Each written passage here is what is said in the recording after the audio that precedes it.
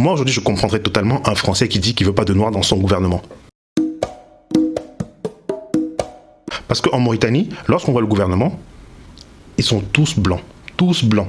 Dans un pays qui a 80% de Noirs, ils sont tous blancs. C'est-à-dire que même dans notre propre pays, nous sommes soumis. C'est ça. Moi, aujourd'hui, je comprendrais totalement un Français qui dit qu'il ne veut pas de Noirs dans son gouvernement. Parce que c'est un pays européen, ils sont blancs. Et c'est comme ça qu'en Afrique, il ne devrait pas y avoir de blancs dans le gouvernement. Ce n'est pas normal, ce n'est pas du racisme, c'est du patriotisme. Parce qu'on est jaloux de ce qu'on est. Parce qu'on veut rester ce qu'on est. On veut protéger ce qu'on est. On ne veut pas disparaître pour laisser la place à l'autre. Donc moi, je comprends totalement des gens qui ne veulent pas perdre leur identité dans leur pays. C'est comme ça que nous, on est en train de perdre nos identités dans nos pays. Les croisades musulmanes et les croisades chrétiennes ont installé plus que la colonisation. Elles ont installé carrément la culture de l'autre. Et c'est aujourd'hui à travers cette culture-là que nous sommes dominés.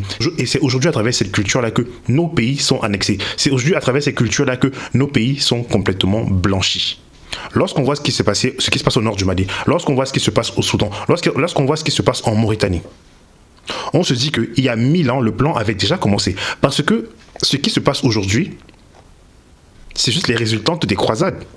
Parce que ces populations-là qui ont été islamisées ou qui sont devenues chrétiennes, aujourd'hui, nous vivons à leur culture.